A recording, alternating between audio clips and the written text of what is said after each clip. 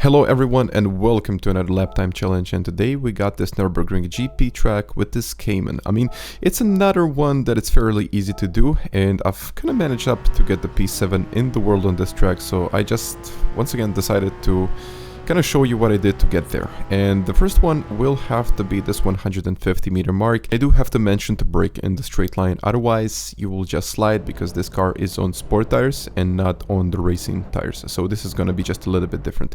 This is my usual turning point. So this is where I reduce the braking pressure to about I would say 50%, and I downshift right before the curb to get more rotation and quickly back into second gear, and you can power it out. I mean, sometimes it can slide a little bit, but just make sure that the car is straightened up before you accelerate. Another one, and this is what I use to start turning in, with a little tap on the brakes. The little tap I'm usually braking a little bit before the curb, and just about at this point I upshift into third gear and put the power down, and most of the time, if the angle is right, I do get the corner done right.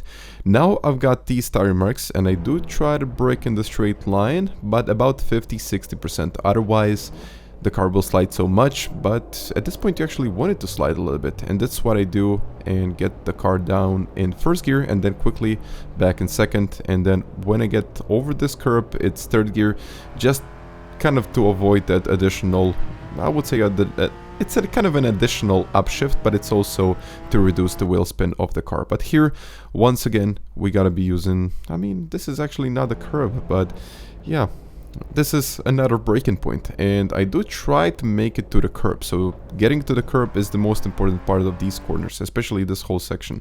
As you can see, the curb, once again, I do brake, I will downshift into second gear, and then I will quickly upshift into third gear, once again to avoid an additional upshift and just to avoid that wheel spin, which is pretty critical about this car. I mean, you have to put the power down careful, but at the same time quick. But if you put it down in second gear, the car will slide. So that's why I prefer third gear. Yeah, here, brake in the straight line, use the marker on the left.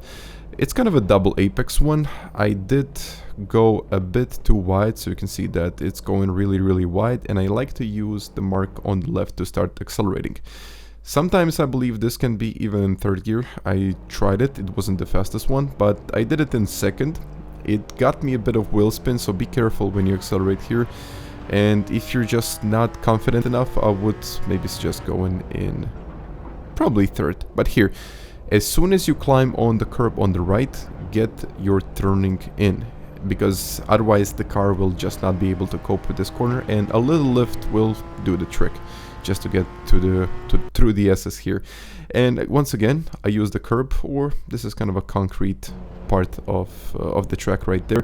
I did brake a little bit too soon. You could brake slightly later, and this is where I downshift into second and back into third.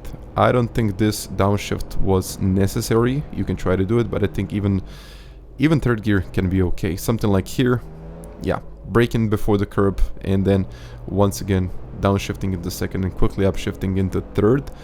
I don't think it was quite necessary, but it's very crucial for you to get kind of a good line out of this corner, because now you're carrying that speed all the way down to the chicane, and this is something that can make you or lose you about two tenths, I would say about 2 tenths.